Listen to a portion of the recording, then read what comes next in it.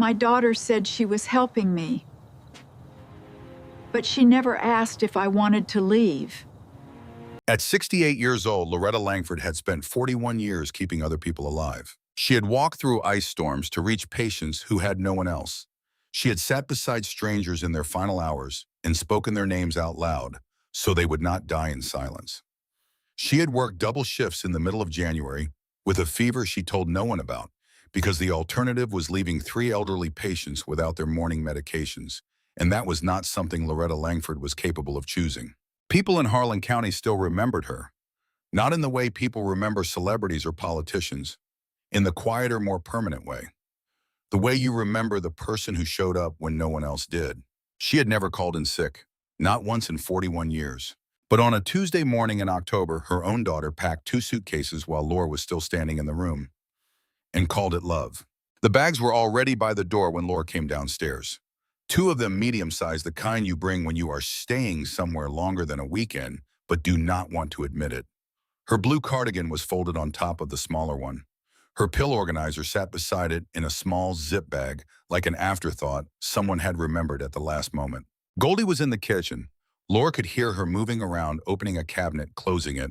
The small, nervous sounds of someone who has rehearsed a conversation and is trying to remember which version she decided to use. Merle was in the hallway checking his phone. He was wearing his work jacket already, the gray one with the small American flag pin on the lapel that he wore to every meeting where he needed to look like a reasonable man. Merle Beaumont was a reasonable man in the way that a ledger is reasonable. Everything in its column, every number justified, and for the past several months Laura had been appearing in the wrong column with increasing frequency. She did not confront him right away.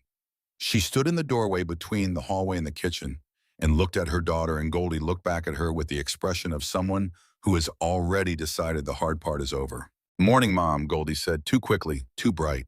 Laura set her cloth bag down on the counter. Inside it, her medications, her reading glasses, a warm scarf, a small pair of pruning shears she had carried for years out of a habit. She could not fully explain her notebook with the cracked cover and a thermometer she had grabbed at the last moment without knowing why. The bag was lighter than it should have been for a life. But then that was the point, wasn't it? Merle looked up from his phone. "Morning, Laura. Sleep okay?" She had not slept well, but she said fine, because that is what you say when the real answer would take longer than anyone intends to listen. Breakfast was on the table. Toast, orange juice, eggs, already cooling at the edges. The 3 of them sat down and Merle talked. He talked about air quality statistics. He talked about a study he had read, or said he had read, about how elevated oxygen levels in rural Kentucky counties correlated with improved cardiovascular outcomes in adults over 60. He talked about how the commute from their neighborhood had gotten worse, how the noise from the new construction 2 blocks over affected sleep cycles, how Goldie had been worried about Laura's blood pressure readings last spring. He did not look at Laura while he talked. He looked slightly past her at the wall, the way people do when they are delivering information rather than having a conversation. Laura ate her toast. She let him finish. Then she said, "When did the 2 of you decide this?" The silence that followed was the kind that confirms what you already knew. Goldie reached across the table and put her hand over Laura's. Her fingers were warm and she was genuinely trying. Laura had always known that about her daughter. Goldie was not cruel. She was tired and frightened, and she had married a man who provided clear answers to complicated questions, and over time she had learned to call that love. "It's not forever, Mom. It's just for a while, until we get some things sorted out." "What things?" Merle stepped in before Goldie could answer, which told Laura everything she needed to know about whose things they were talking about. "There's a property in Harlan County. Old farmhouse, good bones, quiet location. You'd have your own space. Real air, not this." He gestured vaguely toward the window, toward the street outside, toward the city that had been Laura's home for 23 years. "I like this," Laura said. "Mom." Goldie's voice was soft in the way it got when she was asking Laura not to make something harder than it needed to be. Not harder for Laura, harder for Goldie. And there it was, that thing Laura had spent a lifetime doing, the calculus of other people's comfort, the quiet arithmetic of who would suffer more if she said no. She looked at her daughter's face, the tightness around the eyes, the slight tremor in the hand still resting on hers. Goldie was not pretending to be tired. She was genuinely exhausted in the way that people become when they have been holding up a life that is slightly too heavy for too long. Laura thought about what it would mean to refuse, the scene it would create, the way Merle would go quiet and careful, the way Goldie would spend the rest of the day apologizing to him for her mother's behavior. The weight that would settle back onto her daughter's shoulders heavier than before. She thought about all of that, and then she nodded, not because she believed them, because she understood the cost of not nodding, and she had spent 41 years calculating costs. All right, she said, tell me about the house. Merle's posture changed almost imperceptibly, the small loosening of a man who has moved a piece successfully across a board. They loaded the car after breakfast. Merle carried the 2 suitcases without being asked efficiently, like a man who had done this in his head several times already. Goldie hovered near Laura, asking if she needed help with the stairs, if she had her medications, if she wanted to bring the blue throw blanket from the couch. She was kind throughout all of it. That was the thing that made it hardest. Goldie was genuinely kind. She just happened to be kind in service of a decision she had already made. Laura carried her own cloth bag. She did not let Goldie take it. When they pulled out of the driveway, Laura turned and looked back at the house, the window of the room that had been hers for the past 2 years, the small pot of geraniums on the sill that she had been watering every 3rd day since April. She wondered who would water them after she left. Then Merle's phone rang. He answered it immediately before they had even reached the end of the block. And the sound of his voice changed in a way that Laura noticed without being able to name precisely. It was not the voice of a man making a personal call. It was the voice of a man reporting a status update. He spoke in short sentences. He nodded once, the sharp nod of someone confirming that a step has been completed. He made a brief note on his phone with his thumb. Goldie was looking out the window. Laura watched Merle in the rearview mirror for another few seconds. She did not know who he was calling. She did not yet know that the call was to Quincy Hargrove, a state representative out of Lexington, who had been waiting for this particular confirmation for months. What she registered was simpler than that. The voice of a man who had completed a step on a list. Not a husband calling a friend. Not a son-in-law relieved of a worry. A man reporting progress. She looked back out her own window. The city moved past. The familiar streets grew less familiar and then disappeared entirely into interstate and then into the rolling green geography of central Kentucky. Merle drove, and the 3 of them did not speak much. Goldie asked twice if Laura was cold, if she needed to stop. Both times Laura said no. She was watching the landscape change and thinking about the difference between 2 questions that sounded similar but were not. Goldie had asked if she was cold. Goldie had asked if she needed to stop. Goldie had not asked at any point in the morning whether Laura wanted to go. The distinction settled into Laura's chest and stayed there. They crossed into Harlan County in the early afternoon. The land here was older in feeling, the Appalachian ridgeline running blue and gray along the horizon, the trees dense and unapologetic. This was country that did not perform itself for visitors. It simply was what it was. Hard, beautiful, patient in the way that things become patient when they have survived long enough. Merle made one comment during the drive into the county. He said, the paperwork related to the house is going to need to be looked at soon. Then he stopped. Goldie glanced at him. He did not continue. Laura filed that away. Not with alarm, with the quiet, professional precision of a woman who had spent decades noticing what people chose not to finish saying. The house was at the end of a dirt road, red clay packed down by years of use, flanked by oak and hickory that had grown in close enough to make the road feel like a tunnel. The fence that lined the property had once been white. Now it was gray and leaning, several posts having given up entirely and rested themselves against the ones still standing. The house itself was a farmhouse, 2 stories, wooden paint, peeling in long strips along the eaves. The front porch held 2 rocking chairs that no one had sat in for some time, and 2 boards near the steps that had gone soft with moisture and time. The windows were dark. Merle stopped the car. "Here we go," he said. He did not say it cruelly. He said it with the mild finality of a man completing a task from his list. Laura did not get out immediately. She sat in the back seat and looked at the house through the glass and tried to find in herself the feeling that should accompany arriving somewhere for rest and recovery. The feeling she might have expected something like relief or even curiosity. What she found instead was a silence, not the healing kind, the kind in which you can hear very clearly the sound of your previous life receding.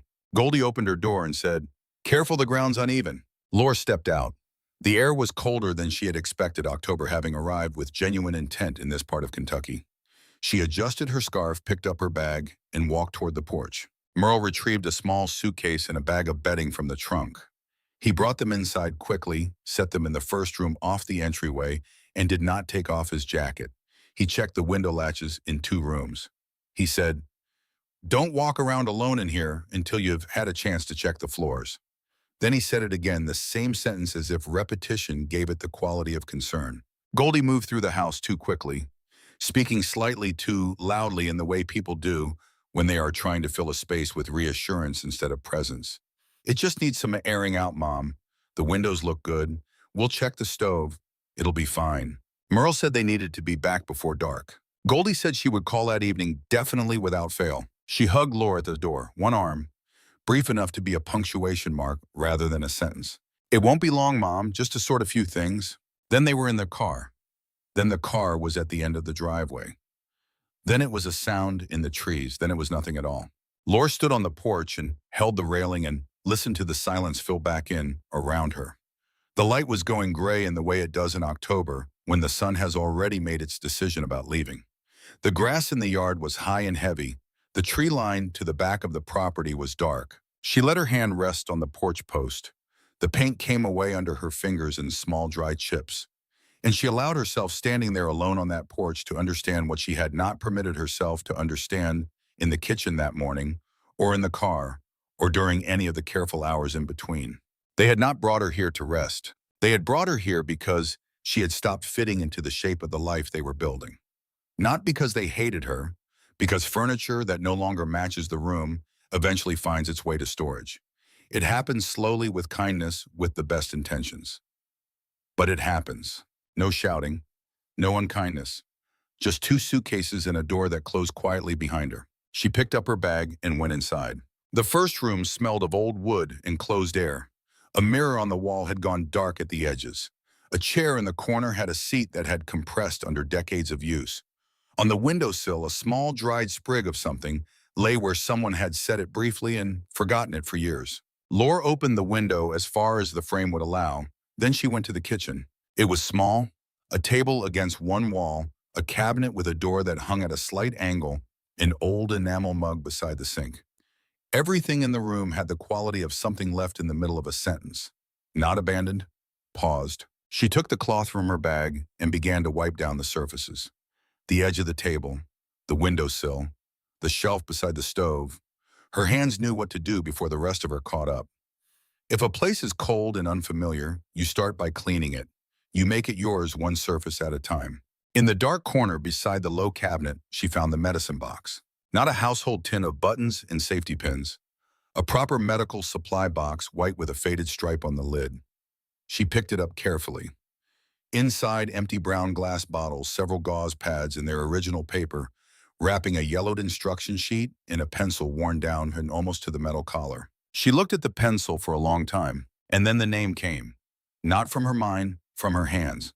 Odessa, Odessa Hargrove. Tall, dry-boned eyes that stayed clear even in the worst weeks. Hands that refused to be idle no matter how sick she was. Laura had cared for her at the Harlan County Community Health Clinic for 3 winters running walking the last quarter mile through snow when the road got too bad for the car. Odessa had never complained. She had made one consistent request: put the cup on my right side. My left hand shakes. Laura stood very still in that kitchen. She knew this house had belonged to someone. Goldie had said something vague, an old acquaintance. A former patient will sort out the documents later. Merle had called it a suitable arrangement. But standing here now in this kitchen, holding this pencil, the cold geometry of it became something else entirely. This was Odessa Hargrove's house. Goldie had brought her here without saying so.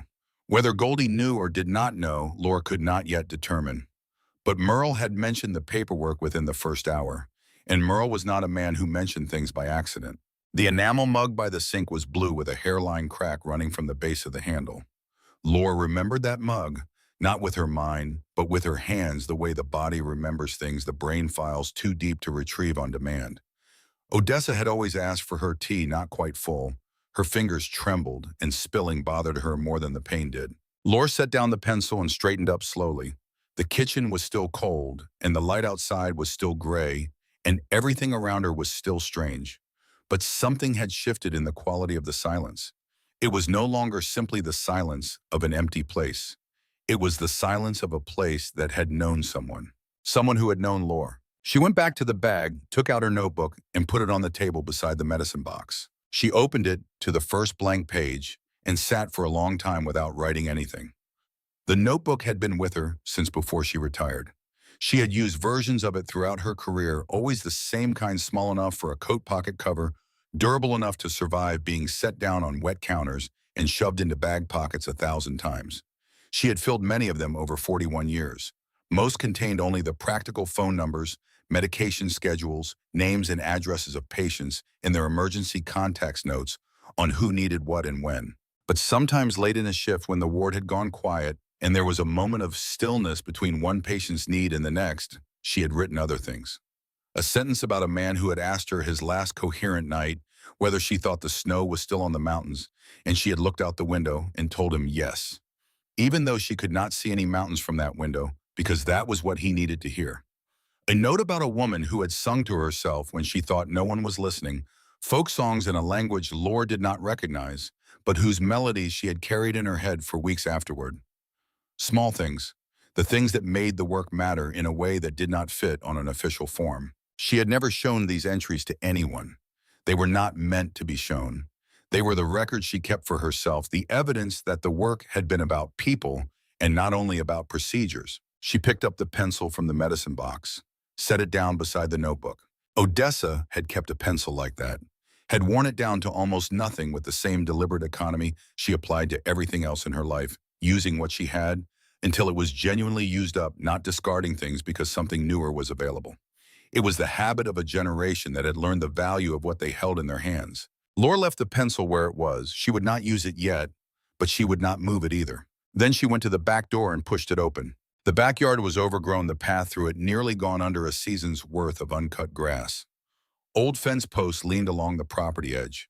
What might have been raised garden beds were now low, irregular shapes under a tangle of dead stems and dried-out growth. She stepped outside, and then she stopped, because her eyes, the eyes of a woman who had spent 4 decades working with medicinal plants in clinical contexts, recognized what she was looking at. Not an abandoned yard, a dormant garden, spearmint still faintly green at the base, elderberry, calendula gone to seed but structurally intact, St. John's wort, its woody stems standing through the frost. These plants did not grow this way by accident. They had been placed here deliberately in a pattern that served a purpose. The spacing was intentional. The variety was intentional. She moved deeper into the yard and found what she was looking for under the largest elderberry shrub. A small wooden stake driven into the ground, a loop of garden twine attached to it, and at the end of the twine a small key. Iron narrow, worn to a smooth, dull finish from years of handling. She also found, tucked beneath the gauze in the medicine box when she went back inside to look more carefully, a slip of paper folded into quarters. The handwriting was heavy and broad, the kind of hand belonging to someone who had spent more years holding tools than pens. It said, Norbert Hargrove. Built this garden, 1987 to 2007. Every post, every bed, every stone. For Odessa, for whoever comes after. 20 years. One man building something with his hands year by year. And at the end of it, not a deed or a price tag, a sentence addressed to someone he would never meet. Lore read the slip of paper twice. Then she looked at the key in her palm. And standing there in the cold October air of Harlan County, in the yard of a house she had not chosen to come to, holding a key left behind by a woman who was no longer alive to explain it, and a note left by the man who had built everything around it, Loretta Langford felt something change in the question she had been carrying since morning. The question was no longer, why did they bring me here? The question was, what did Odessa leave behind? And why did Merle want her signature before she had the chance to find it? She closed her fingers around the key and went back inside. She did not turn the lights on right away. She sat at the kitchen table in the gray afternoon light and looked at the medicine box and the notebook and the key, and she thought about Odessa Hargrove's clear eyes and her steady hands, and the way she had once said without bitterness, simply as a statement of fact. Most people stopped seeing me about 2 years before I stopped being worth seeing. Lore had disagreed at the time. She had said so. She was beginning to understand what Odessa had meant. She was beginning to understand what Odessa had meant. She went to the back door and pushed it open a second time, this time not to look but to step fully outside. The cold caught her at the collar and she pulled her scarf tighter, and walked the perimeter of the yard slowly, the way she had walked hospital corridors on night shifts, not with urgency, but with attention. The attention of someone who has learned that the things worth knowing are usually in the places people stop looking. The fence at the back of the property was old board and post, the kind built to last decades when the wood and the labor were right. Several sections had leaned with the years, but none had fallen entirely. She found the stake Norbert had driven under the elderberry and crouched beside it. The twine loop was weathered but intact. The key still hung from it, small and dark with age. She brought the key inside and set it on the table beside the medicine box. Then she sat down in the kitchen chair and looked at the three objects in front of her. The medicine box with the worn-down pencil that had belonged to Odessa. The map she would find the following morning in the envelope. And the key that Norbert had buried under his best elderberry for someone he would never meet. In 41 years of nursing, she had learned to read what people left behind. A carefully made bed in a room with nothing on the walls tells you one story. A room with every surface crowded with photographs and cards and children's drawings tells you another. But a room where someone has taken deliberate care to leave the right things in the right places for the right person, that was the rarest kind of room. That was the room of someone who understood that they were going to leave and had decided what the leaving should mean. Odessa Hargrove had made this house into exactly that kind of room. And Merle Beaumont had delivered Laura to its doorstep, expecting her to sign away its contents before she had the chance to read them. She sat with that for a long time, not with anger. Laura had spent too many years in rooms where anger was a luxury that cost the patient more than the disease to permit herself the simple indulgence of it now. What she felt was something more precise, the cold recognition of a situation clearly seen. She had been placed here as a convenience.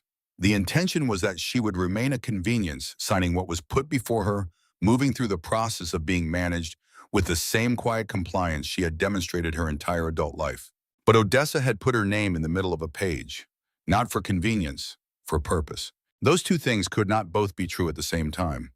And Laura was 68 years old, and she had worked 41 years and walked through ice storms to reach people who needed her, and she was done pretending that the first thing was what she was made for. Before we go further, if this story is already speaking to something in you, please subscribe now. What Loretta is about to find in that house will change everything she thought she understood about why she was sent there. The brown envelope was heavier than it looked. Laura had been cleaning the shelf by the front door for 20 minutes before she found it.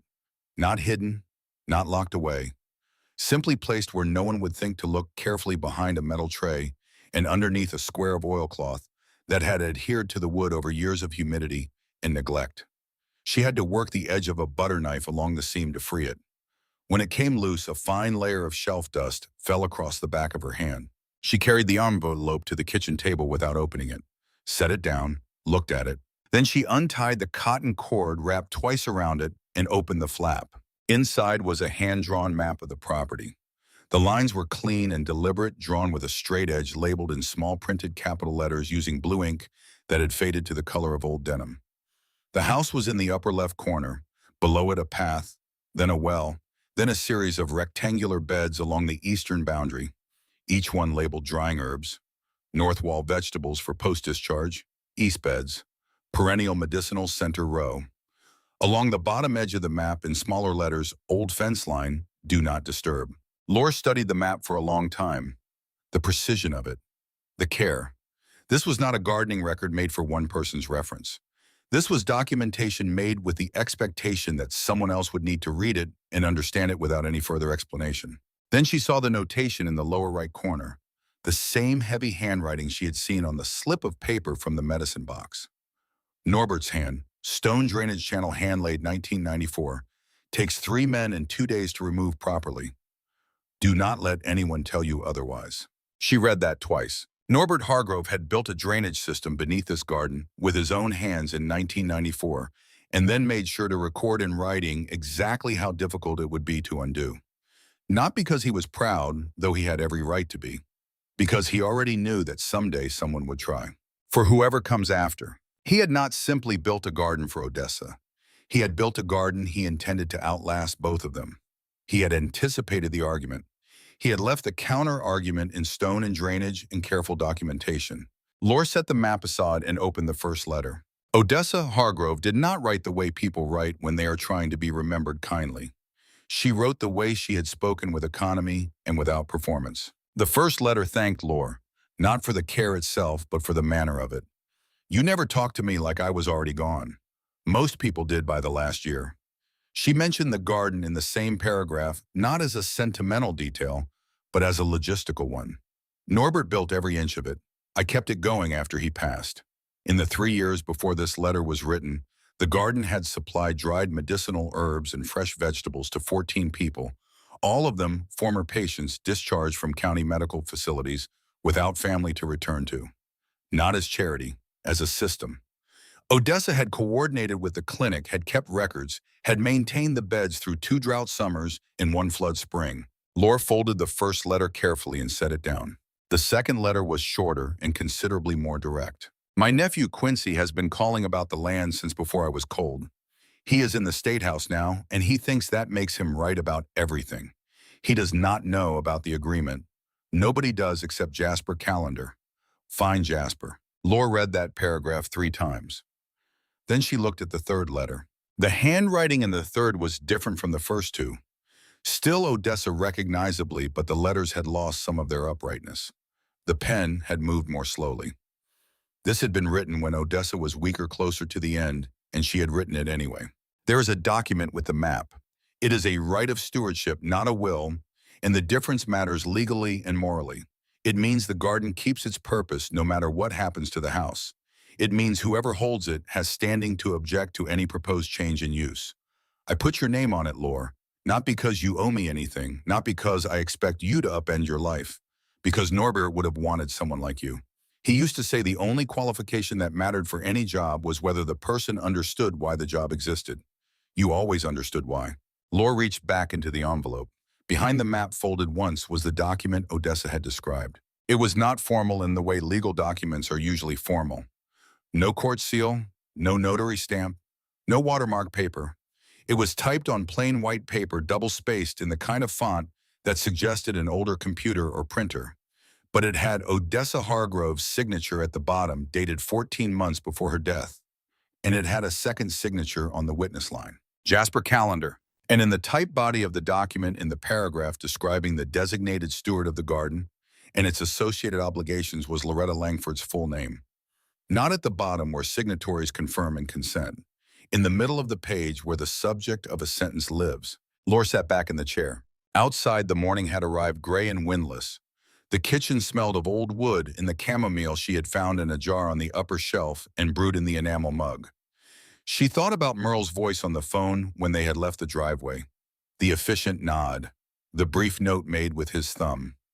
She thought about the word soon and how he had used it in relation to the paperwork. She had been placed in this house before she could understand what was in it. That was the sequence. That was the plan. She was still sitting at the table when the knock came at the front door. Odie Sherwood was 71 years old and had the posture of a woman who had never once in her life allowed herself to slouch in defeat. White hair pinned up pale eyes that had faded with age but sharpened with it too, the way certain things do. She was holding a foil-covered plate and wearing the expression of someone who has been waiting for a particular moment and has now arrived at it. I saw the light on last night, Odie said. I'm your neighbor. Odessa and I have known each other since before our children were born. Lore stepped back and let her in. Odie set the plate on the kitchen table, a cornbread still warm through the foil, and looked around the room with eyes that were taking inventory of what had changed and what had not. It was not nosiness. It was the look of someone accounting for the presence of a friend who was no longer in the room. Odessa said the right person would come eventually, Odie said. She didn't say how long it would take. Lore poured a second cup of chamomile. They sat down. She did not show Odie the document yet. Instead, she asked about the garden and whether Odie knew anything about a man named Kermit Blackwell. Odie's expression changed with a precision that told Lore this was not a new subject. He came twice in this month after Odessa passed, Odie said, taking photographs, measuring the fence line. He did not identify himself to me directly, but I saw him speaking with Quincy Hargrove at the end of the road on his second visit. Quincy, Odessa's nephew. He's a state representative now out of Lexington.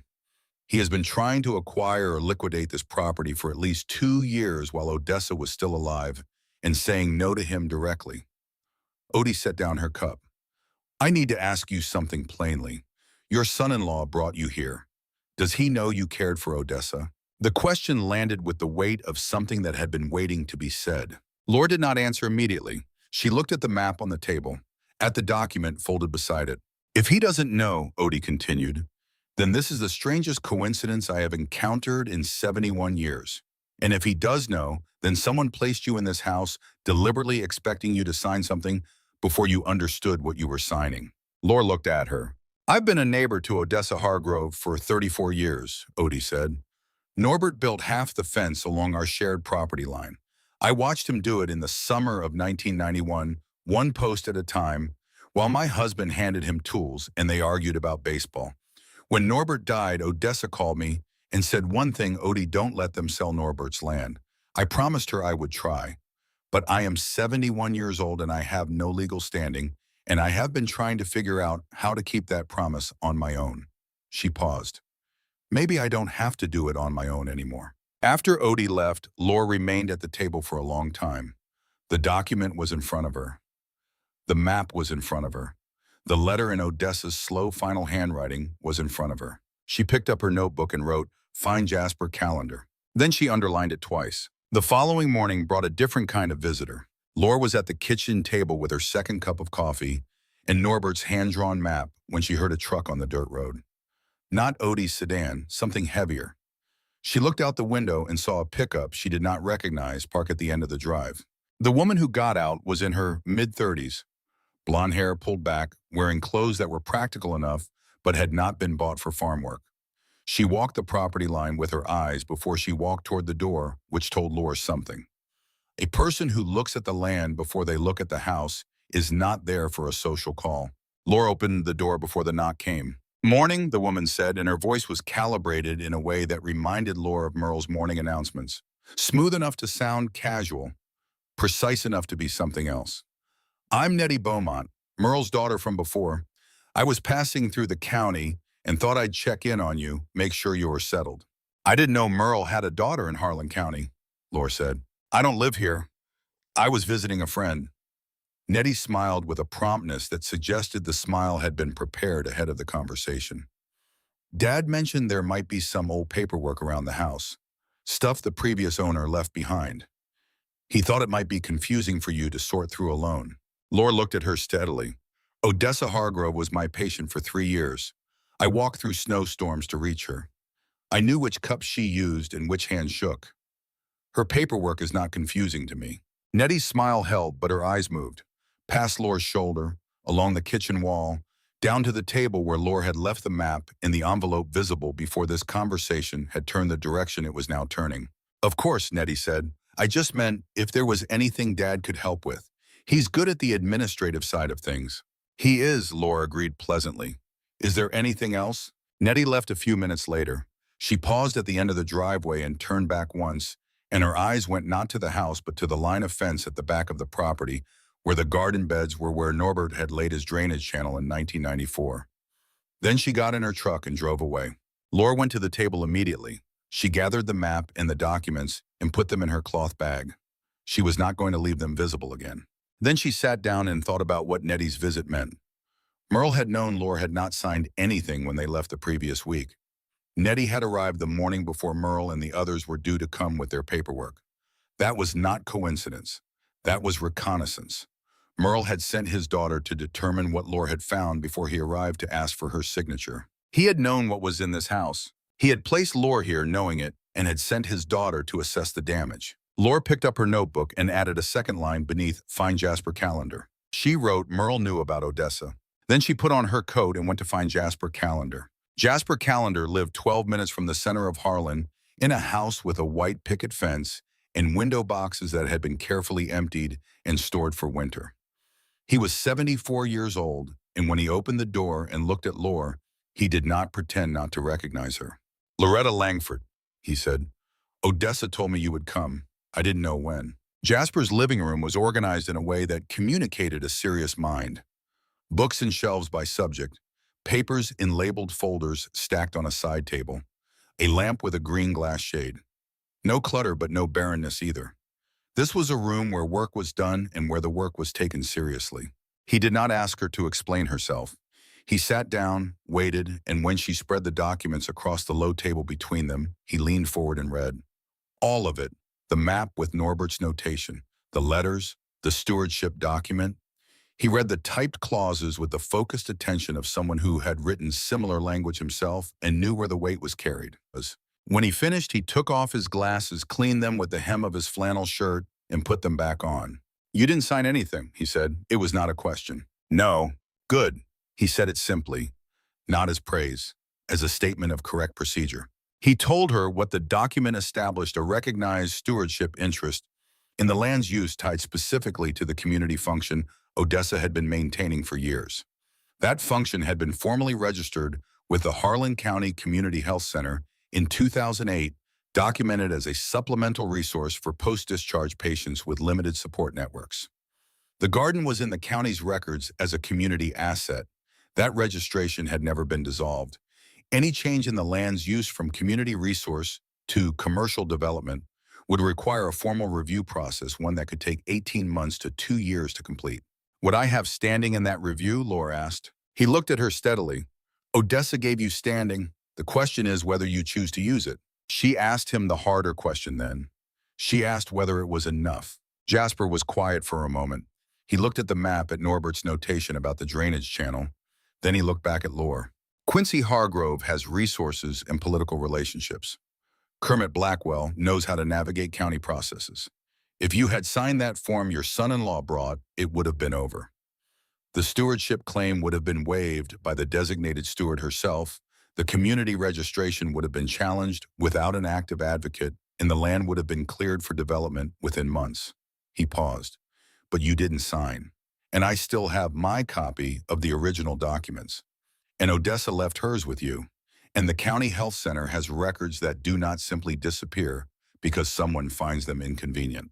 He stood and went to the filing cabinet in the hallway. When he returned, he was carrying a manila folder. This is my copy of the 2008 Community Registration Agreement, he said. Odessa's signature. The health center director's signature at the time. 2 witnesses, dated and filed. I kept it because Odessa asked me to keep it. She said Jasper Quincy is going to come for this land someday, and I need someone to still have the paperwork when he does. She planned this, Laura said. Agnes Calloway did not do anything without planning it, Jasper said. And for the first time, there was something in his voice that was not procedural. Something that had known the woman personally and was still carrying the weight of that knowing. He was quiet for a moment, and in that quiet, Laura looked around the room again. At the labeled folders, the books arranged by subject, the lamp with the green glass shade casting its small circle of light over a desk that had clearly seen decades of careful work. This was the room of a man who had not retired so much as relocated. The work had not stopped. It had simply moved out of the building and into here. She came to see me 8 months before she died, Jasper continued. Drove herself, which she shouldn't have been doing by then, but Odessa's view of what she should and shouldn't be doing at any given point rarely aligned with anyone else's. She sat in that chair where you're sitting now, and she spread out these same documents on the same table, and she told me what she needed. What did she say exactly? She said Jasper Quincy is going to move on this land the moment I'm not here to say no. He's been patient because he had to be, but that patience has a limit, and I have reached the end of my own.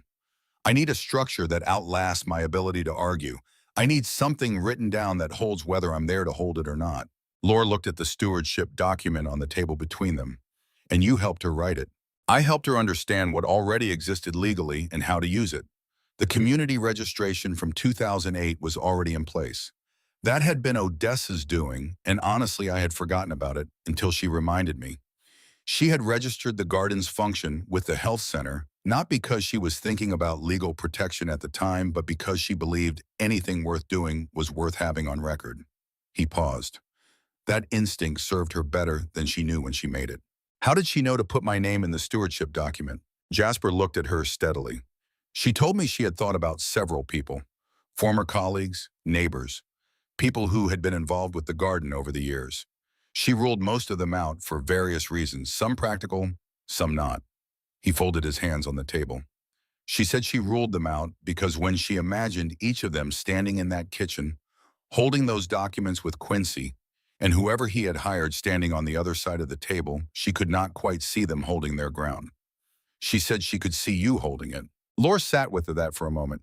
She said one other thing, Jasper continued. She said, I have had a great many people in my life who were kind to me. What I need is someone who is also stubborn. She was fairly certain those two qualities did not always travel together. She wasn't wrong about that, Laura said. No. For the first time, something close to warmth appeared in Jasper Calendar's expression, brief and controlled, but genuine. She was not wrong about that at all. Odessa Hargrove did not do anything without planning it, Jasper said. And for the first time, there was something in his voice that was not procedural, something that had known the woman personally and was still carrying the weight of that knowing. He made copies of everything. He gave Laura a second set in a plain envelope and told her to keep the originals on her person. He wrote down 2 names and a phone number, people who handled property rights disputes in eastern Kentucky and who would give her a straight answer without charging her for the first conversation. He told her to document every contact, every visit, every request, dates, names, what was said, without emotion, just facts. Laura was halfway to the door when she stopped and turned back. She put my name on that document 14 months before she died, Laura said. She didn't know I was going to end up in her house. Jasper looked at her with the steadiness of a man who has held a great deal of difficult knowledge for a long time. She knew Quincy would find a way to get someone into that house who would sign whatever was put in front of them. She also knew that the one person most likely to understand what Norbert built and why Odessa kept it was someone who had sat with her through the worst of it and never once treated her like she was already finished. He picked up his glasses case from the side table. She didn't know the specific mechanism. She knew the kind of person she needed. Laura drove back to the house with the envelope on the passenger seat and her hands steady on the wheel. When she turned onto the dirt road and saw the 2 vehicles parked in front of the house, her hands stayed steady. Merle's car she recognized immediately. The second one, a silver SUV with a Lexington County plate she had not seen before. 3 men were standing in the front yard. Merle, Kermit Blackwell in his navy blazer, a leather portfolio under his arm, and a third man who was standing not at the front of the house, but at the side, looking toward the back of the property, holding his phone up at an angle that had nothing to do with making a call. Quincy Hargrove was 58 years old, well-dressed for a county dirt road, with the unhurried confidence of a man who had not encountered a problem that persistence and resources could not eventually resolve. He turned when he heard Laura's car and smiled with the practiced warmth of a man who had shaken a great many hands at a great many events. He did not look at Laura first. He looked at the back fence line, the overgrown garden beds, the property's depth. Then he looked at Laura, and the smile arrived on schedule. Mrs. Langford, I'm Quincy Hargrove. Odessa was my aunt. I wanted to come and make sure everything was being handled properly. She mentioned you in her letters, Laura said. The smile did not disappear, but something behind it recalibrated. Merle stepped forward and, we thought it made sense to talk today. Nothing complicated. Kermit can walk you through the paperwork. They went inside. Kermit opened his portfolio on the kitchen table and began to speak in the smooth, unhurried register of a man who had delivered this particular presentation many times. He talked about estate clarity, about aging documentation, creating unnecessary ambiguity, about the advantage of resolving open questions before they became obstacles to everyone involved. He placed a pen on the table, not in Laura's hand, on the table, in the space between them. Laura looked at the pen, then she looked at Kermit, then she looked at Quincy Hargrove, who was standing against the far wall with his arms loosely crossed, watching. I want to read all of it before I sign anything, she said. The room was quiet for a moment with a quality she recognized. She had heard it in hospital corridors when a diagnosis was delivered that changed the nature of the conversation. She sat down and picked up the top page. She read it, every line, without hurrying and without apologizing for the time it took. The language was crafted for speed, designed to move a reader through it without pausing each clause flowing into the next, with the fluency of something that wanted to be agreed to before it was fully understood. She slowed down at every conjunction. She read the subordinate clauses. The phrase relinquishes any independent interest in the property or its associated land use was in the 3rd paragraph. She set the page down and placed her hand flat over it. I won't sign today, she said. Merle's patience showed its first structural crack. Laura, there is genuinely nothing concerning in those pages. This is standard language for a simple estate clarification. Then it will still be standard language next week. Quincy moved away from the wall. He approached the table and looked at the document and then at Lore, with the expression of a man deciding which gear to shift into. Mrs. Langford, I understand this feels overwhelming. Odessa left behind a complicated situation. I have nothing but respect for what you did for her. I simply want to make sure her wishes are carried out efficiently. Which wishes, Lore asked. Quincy paused. You mentioned her wishes, Lore said. I'm asking which ones. The question sat in the room with a clarity that did not require a raised voice. It was at that moment that Lore heard the footstep on the porch. A single knock at the front door. Merle turned toward it with irritation. Kermit looked at Quincy. Lore stood up and went to the door herself. Odie Sherwood was standing on the porch with a plain white envelope in her hand and an expression of complete composure. Odessa gave me this to hold, she said. She told me if anyone comes to that house talking about the land in a business voice, give this to the person living there. She placed the envelope in Lore's hand. Lore opened it at the table while the three men watched. Inside was a handwritten list. 12 names, addresses, most of them within 30 miles. Phone numbers, some of them with notes beside them. Dimple Ostrander, post-cardiac discharged, March 2019. No family local. Xavier Pruitt, mining injury, mobility. Limited receives dried herb bundles monthly. Veda Holcomb, chemotherapy, daughter, out of state. 12 people. 12 lives that had intersected with this garden in the gap between what the county medical system could provide and what a person actually needed to keep going. Quincy looked at the list. His expression did not change in any obvious way, but he looked at Kermit, and Kermit looked back at him, and Lore watched that exchange with the practiced eye of a woman who had spent a career reading what people communicated when they thought no one was watching. Kermit cleared his throat. Quincy, I need to advise you that with a contested stewardship document and an active community registration, any transaction will require environmental use review. The timeline for that process, given the documentation we are now aware of, is likely between 18 months and 2 years. Your investors are not in a position to hold that long. Quincy said nothing for 3 full seconds. Then he said, we need to talk privately, and looked at Merle. Merle, for the first time since Lore had known him, looked like a man whose plan had encountered a variable he had not entered into his calculations. Lore gathered the envelope of documents Jasper had made for her and put it in her cloth bag. She folded the list of 12 names and put it in her coat pocket. She stood up from the table. When you are ready to have a different conversation, she said, you know where I am. She walked it to the back door and opened it and stood looking at the overgrown garden in the gray afternoon light. Behind her, she could hear the low, urgent sound of 3 men reconfiguring what they had believed to be a simple transaction. She did not go back in. She stood there until she heard the cars start and the sound of tires on the dirt road, and then silence. And in that silence, for the first time since October had taken her life apart, Loretta Langford felt something she had not expected to feel in this house on this day. She felt the ground under her feet, not metaphorically, literally the packed earth of Norbert Hargrove's garden, cold and firm, through the soles of her shoes, holding her up the same way it had held up the elderberry and the spearmint in the stone drainage channel a man had laid by hand 30 years ago for reasons that had nothing to do with money and everything to do with what he understood a piece of ground was for. She reached into her coat pocket and held the list of 12 names. She did not know yet what the next weeks would require. She did not know if Quincy would return with lawyers or if Merle would find another approach, or whether the documents Jasper had given her would hold against whatever came next. She had been a practical woman her entire life, and she was not about to stop now. But she knew this whatever had been set in motion by Odessa Hargrove in the 14 months before her death, it was not finished. And the woman whose name had been placed in the middle of that document, not at the bottom as a signature, but in the middle as a subject, was standing in Norbert's garden, holding the names of 12 people who did not know yet that someone was still here. That night, long after the light had gone and the house had settled into its old sounds around her, Lore sat at the kitchen table and wrote in her notebook.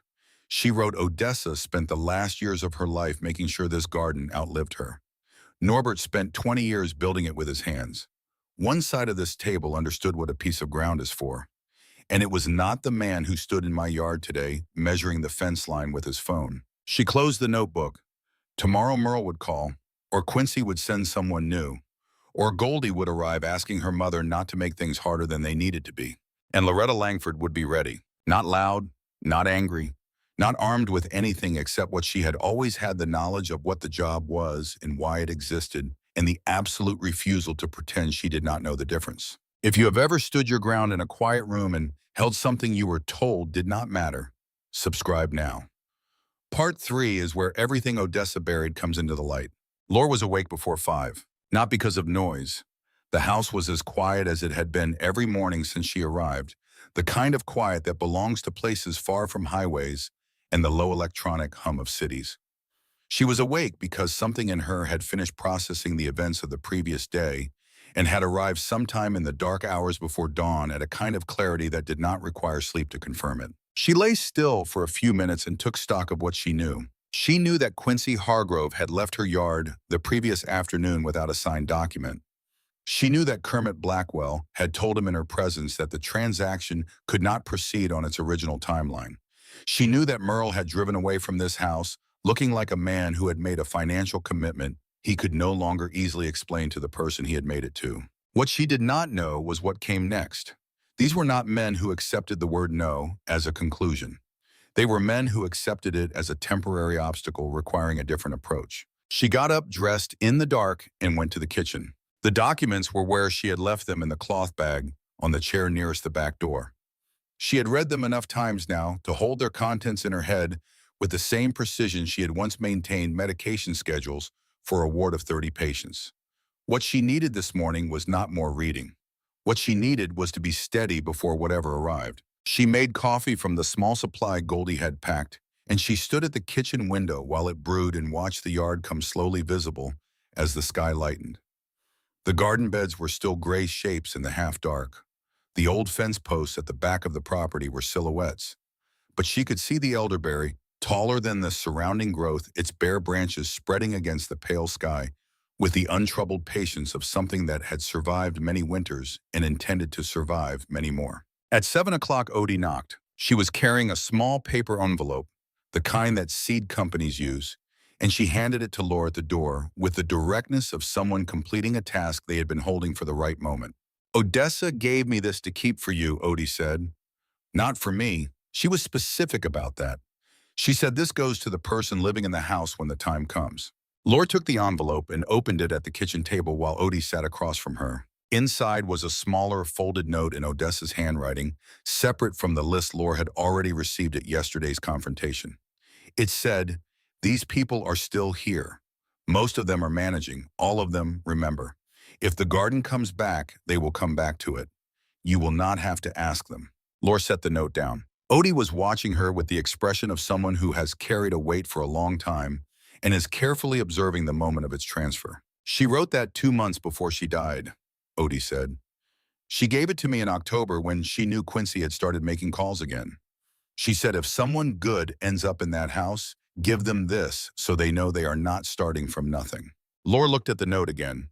"You will not have to ask them." Odessa had prepared not just the legal structure, but the human one. She had anticipated that whoever came after would feel alone at the starting point. She had arranged for that not to be true. "Odie," Laura said, "I need to make some calls this morning, and then I think they are going to come back." Odie nodded once. "I'll be home. Come get me when you need a witness." After Odie left, Laura called Jasper Callender.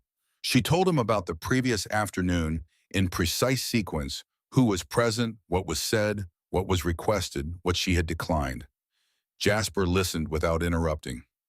When she finished, he was quiet for a moment. "Quincy will try one more time," Jasper said. "He has money committed to this. Men with money committed to something do not walk away after the first obstacle. He will either come back with a different legal argument or he will try to isolate you from the documents." "What does isolating me from the documents look like?" "It looks like a well-meaning family member expressing concern about an elderly woman living alone with important paperwork she might misplace or misunderstand." The sentence arrived with the weight of something she had already half known and was now being asked to know completely. Goldie, not Goldie acting from cruelty. Goldie acting from a combination of genuine worry and Merle's framing of the situation delivered over dinner, and in the quiet, persistent daily pressure that a household's dominant voice exerts over time. Goldie, who loved her mother and was also exhausted and afraid, and had been told by a man she trusted that the simplest solution to a complicated problem was to get Laura to sign one uncomplicated form. Laura thanked Jasper and set the phone down. She sat at the table and looked at the back door and made a decision that had been forming in her since the previous morning without her fully naming it until now. She was not going to leave this house. Not because she was certain she would win whatever legal or procedural confrontation was coming, but because the alternative was returning to a life in which other people's assessments of what she could manage determined the boundaries of what she was permitted to hold. Odessa had given her a different boundary. Norbert had laid it in stone in 1994. She was going to stand inside it. The sound of a car on the dirt road came at 10:15. Laura was in the backyard when she heard it crouching beside the easternmost garden bed, pulling dead stems away from the base of a plant that had survived the season better than it had any right to. The roots were still viable. She had known they would be. She stood up, went inside, washed her hands, and was at the kitchen table when the knock came. Merle came in first. Goldie was a step behind him, and the look on her face was the one Laura had not seen before on her daughter, not in their recent months together, not during the drive to Harlan, not during any of the careful, managed conversations they had had since October. It was the look of someone who had been awake in the night, reconsidering something they had previously accepted as settled. Quincy Hargrove came in after them. He was wearing a different jacket than the day before, more casual, a calculated adjustment, the visual language of a man who had decided that the previous approach had been too formal and was now presenting himself as reasonable and unthreatening. Kermit Blackwell did not come in. He stayed on the porch. That, too, was a calculation. Laura noted it. Merle set his portfolio on the table without being invited to. Laura, we want to resolve this in a way that works for everyone. I know yesterday felt pressured. That wasn't the intention. Laura said nothing. She looked at Goldie. Goldie was looking at the kitchen, at the blue enamel mug on the shelf, the medicine box, the notebook on the table, the cloth bag on the chair. She was taking in the evidence of someone who had settled into a place, and the look on her face was shifting in real time between the version of this situation Merle had given her and the version she was beginning to construct from what she was seeing. Quincy stepped forward. He spoke in the measured tone of a man accustomed to managing rooms. Mrs. Langford, I want to be transparent with you. I have investors who are interested in this property for a commercial development. I believe that development would benefit this county economically. I also believe that my aunt's wishes can be respected in the context of that development, perhaps through a commemorative designation or a small preserved section of the garden. I am not here to erase what she built. I am here to find a way forward that honors it appropriately. Laura let him finish. Then she stood up and went to the cloth bag and took out the brown envelope. She laid the documents on the table in a single deliberate row. The hand-drawn map with Norbert's notation in the lower right corner. The 3 letters from Odessa. The stewardship document with Odessa's signature and Jasper's witness line and Loretta Langford's name in the middle of the page. The copy of the 2008 community registration, and the list of 12 names. She did not explain them. She did not perform them. She simply laid them down and stepped back and let the men in her kitchen look at what Odessa Hargrove had spent the last years of her life assembling. Quincy looked at the documents. His expression did not break in any dramatic way, but the performance of reasonableness he had brought into the room with him required more maintenance than it had a moment ago, and the maintenance was becoming visible. A commemorative designation, Laura said quietly, is not what Odessa asked for. Quincy looked at her. She asked for the garden to keep its purpose, Laura said. Not a plaque, not a preserved corner. The purpose, the east beds for post-discharge patients, the medicinal rows, the function that Norbert built the drainage for so the ground would stay workable through wet springs. She touched the corner of Norbert's notation on the map without picking it up. He wrote down how long it takes to remove that drainage channel because he knew someone would try. He wanted whoever came after to have the information in writing. The room was quiet. Merle said, Laura, this is not the place or the time to be making decisions based on old documents that may not even be legally actionable. Jasper Callender believes they are actionable, Laura said. He was there when they were signed. He kept his copies for 14 years. Merle's jaw tightened. Quincy looked at the list of 12 names. He picked it up, which surprised Laura, and he read it with an attention that she had not expected from him. When he set it down, something in his face had changed, not softened, more like encountered, as though the list had introduced a variable that his planning had not included. These people, he said. It was not quite a question. He was still holding the list. His eyes moved down it slowly, the way a person reads something they did not expect to find in a document they believed they understood. Laura watched him read. She had spent a career watching people receive information that changed the shape of what they had assumed, and she had learned to read the quality of the recalibration in the seconds that followed. Some people recalibrated by dismissing, some by arguing, some by going quiet in a way that meant they were calculating rather than reconsidering. Quincy Hargrove went quiet. Kermit Blackwell, from his position against the wall, watched Quincy with the careful attentiveness of a man whose professional interest depended on correctly reading which way a situation was about to move. Merle had stopped looking at anyone. He was looking at the kitchen table at the documents spread across it, and his expression had the quality of a person reviewing a plan and finding the flaw in it for the first time, not because the flaw had not been there before, but because it had not mattered before, and now it did. Patience, Lore said. People who came out of treatment with nothing waiting for them at home. Xavier Pruitt has not driven a car since his mining accident. Dimple Ostrander lives alone in a rental unit in Cumberland. Veda Holcomb's daughter is in Phoenix and cannot afford to visit more than once a year. She paused. The garden is what they have between one visit and the next. She did not say this to be dramatic. She said it because it was the most relevant fact on the table, more relevant than the legal language in the documents, more relevant than Quincy's investors and their timeline, more relevant than Merle's advance payment. She said it because it was what the garden was for, which was the thing that Norbert had known when he laid the first stone, and Odessa had known when she kept the first record, and Agnes Odessa had known when she addressed the first letter to a woman she had watched come through her door in the cold. The county does not provide a program for this, Laura continued. The hospital does not provide a program for this. The State House, as far as I know, does not provide a program or this either.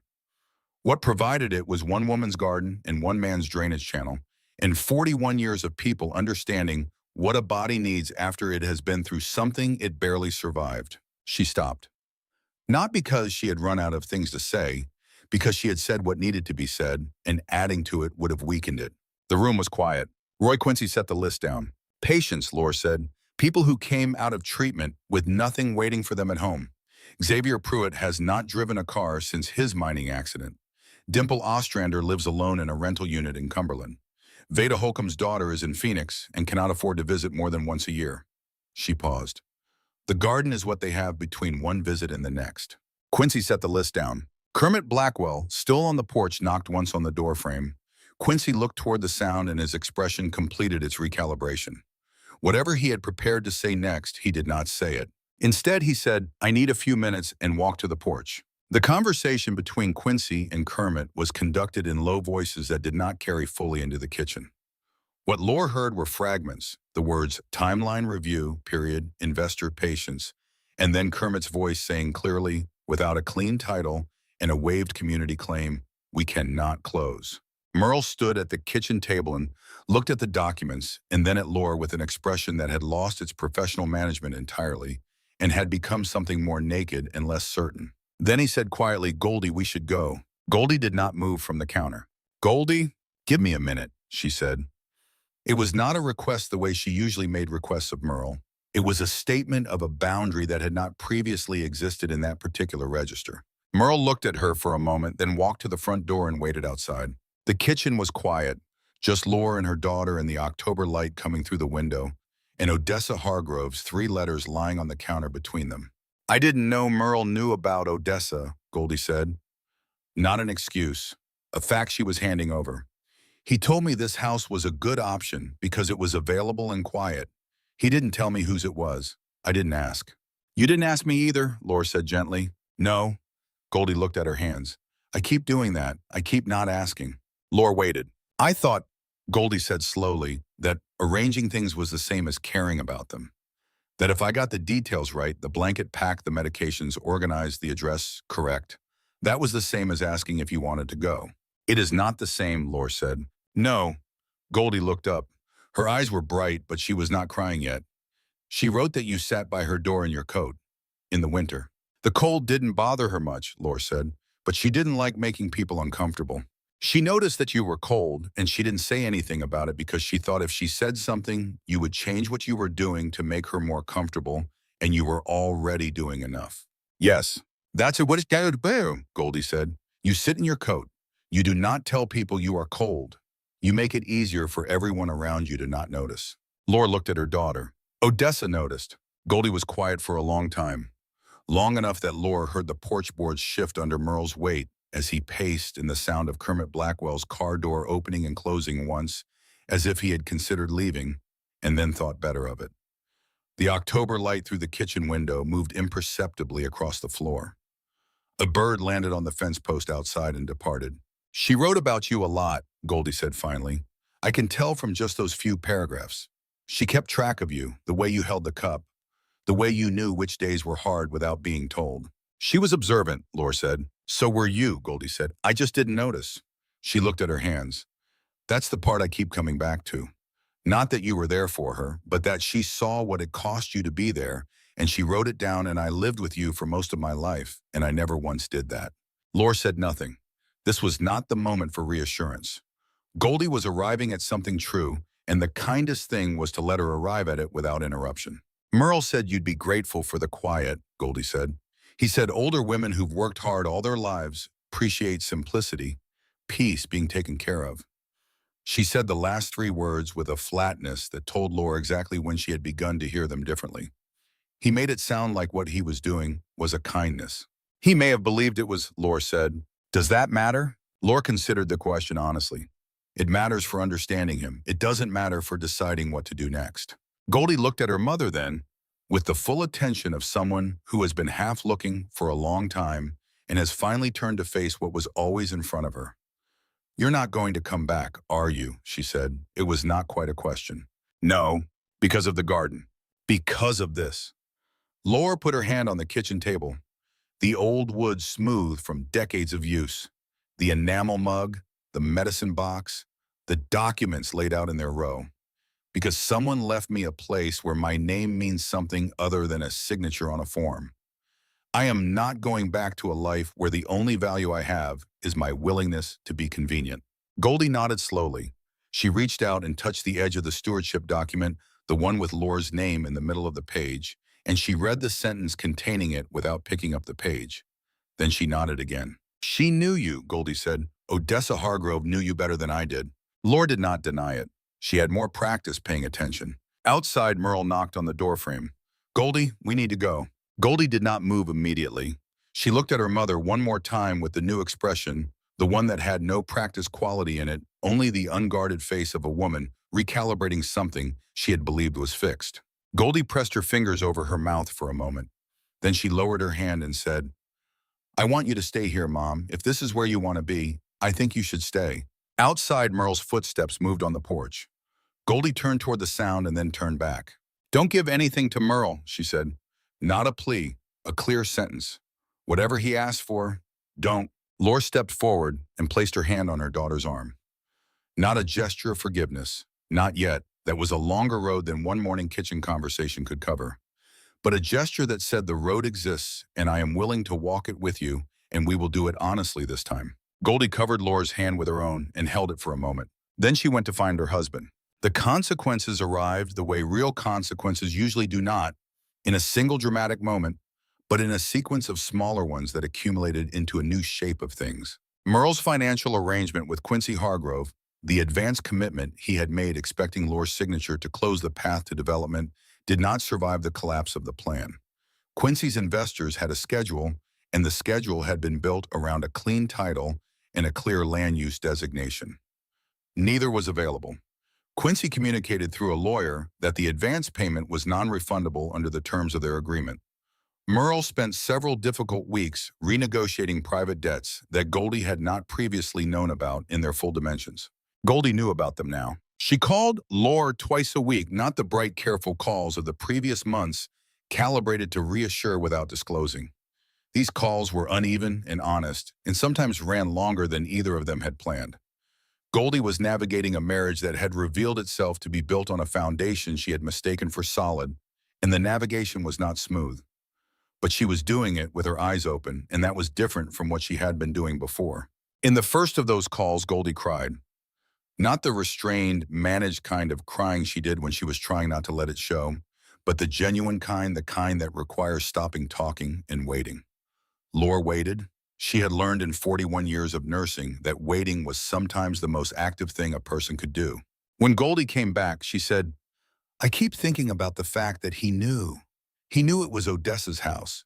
He knew you had cared for her. He put you there on purpose, and he never told me." "No," Lore said. "I don't know what to do with that." "You don't have to know yet." "Doesn't it make you angry?" Lore thought about this honestly. "It makes me clear," she said finally. "There's a difference." In the second call, Goldie told her about the money. The advance Merle had given Quincy Hargrove, the terms that made it non-refundable, the amount that Goldie had not known existed in their accounts. Lore listened without comment. The number was not her business.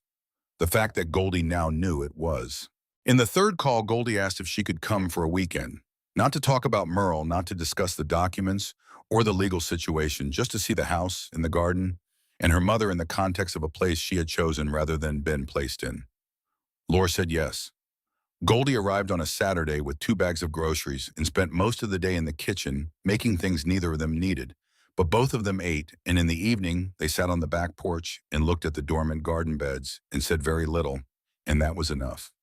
That was in fact more than enough. That was the beginning of a different kind of conversation, one that did not require either of them to perform anything. Merle did not come. Lore did not ask about him, and Goldie did not offer. There was a boundary there that both of them understood without having to draw it in words. Quincy Hargrove did not return to the house in person.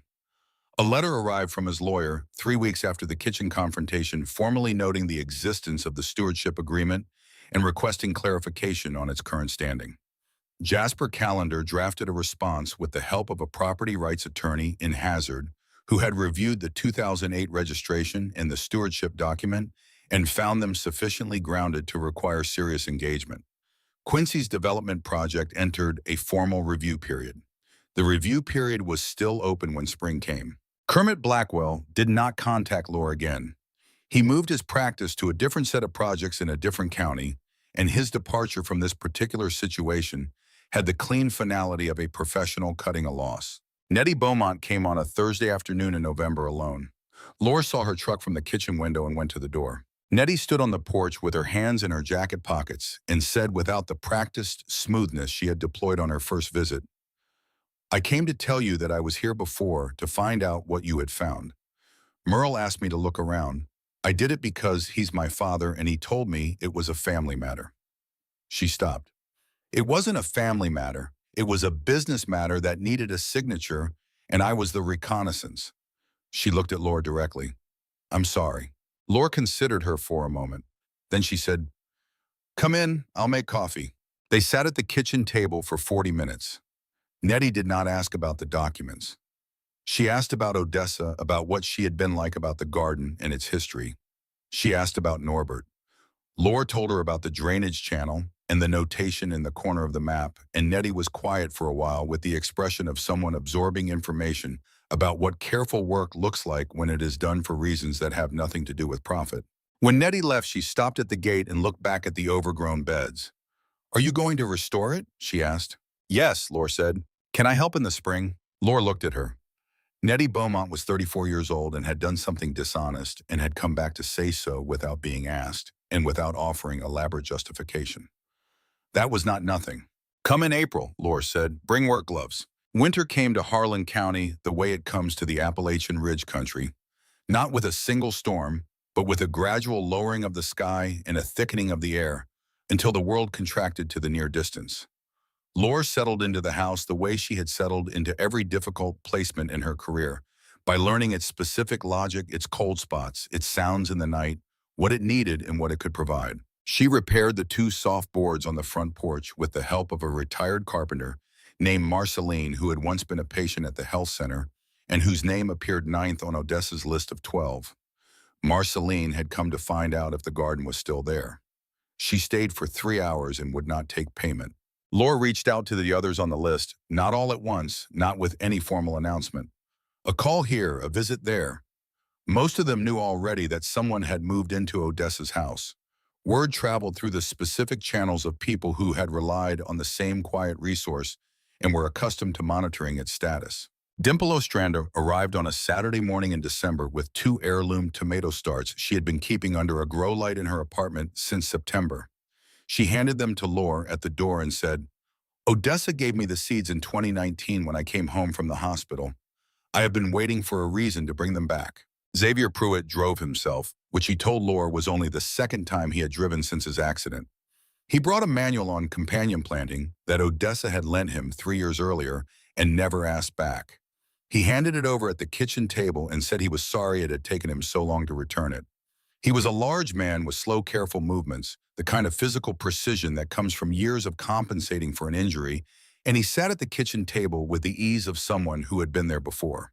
Laura poured him coffee without asking. He accepted it without comment. They talked for an hour about Odessa and about Norbert and about the garden's history. Xavier had known both of them. He had eaten food grown in these beds and had once helped Norbert carry the drainage stones from the truck bed to the trench in the summer of 1994, when Norbert's back had been giving him trouble. He remembered the particular weight of the stones and the way Norbert had measured twice and set once and would not be hurried. He said that man was not fast, but he was permanent. Laura wrote that down later in the second notebook. She thought it was the most accurate description of Norbert Hargrove she had encountered.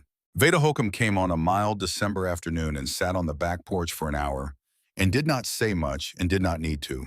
When she left, she said, "This place still feels like her." Laura took that as the particular high praise it was. In the evenings after her visitors had left, Laura sat at the kitchen table and wrote in the legal notebook Jasper had recommended she keep. She recorded every visit, every name, every piece of information that arrived through the informal channels of people who had relied on the same network. She wrote without embellishment, the way she had written patient notes for 4 decades. What happened when, who was present, what was said. The precision of it was a form of respect. For Odessa, who had kept her own records. For Norbert, whose drainage channel was documented in the same spirit of, "Here is what I built, and here is what it takes to undo it." She also began a second notebook where she wrote things that were not facts, but were true in a different way. She wrote about the blue enamel mug and what it felt like to hold it the first morning, knowing whose hand had held it before hers. She wrote Veda's sentence, "This place still feels like her." She wrote it because it confirmed something she had been learning slowly since October. The feeling did not come from the architecture. It came from the continuity of purpose. The garden had served the same function through Norbert's building of it, in Odessa's keeping of it, and now through Lore's beginning of its restoration, and that continuity was something a person could feel when they stepped into the yard. Jasper called twice during those winter months, both times with updates on the review process that was proceeding with the slow deliberateness of processes designed to outlast urgency. Quincy Hargrove's investors, he told her on the second call, had already begun exploring alternative sites. The review period had made their timeline impossible. The project was not formally dead, but it had the quality of something that had lost its momentum and would not recover it. Jasper said Odessa would have called that a satisfactory outcome. Norbert, he said, would have called it something simpler. The channel still runs. Everything else follows from that. The garden itself was not restored in a single season. Lore had no illusions about timelines. Some of the beds were too far gone to revive without significant reworking of the soil. The drainage channel Norbert had laid in 1994 turned out to be in excellent condition. The stone still tight, the channel still running clear, which told Lore everything she needed to know about the quality of the original work. She made notes in the fresh notebook about what each section of the garden needed and in what order.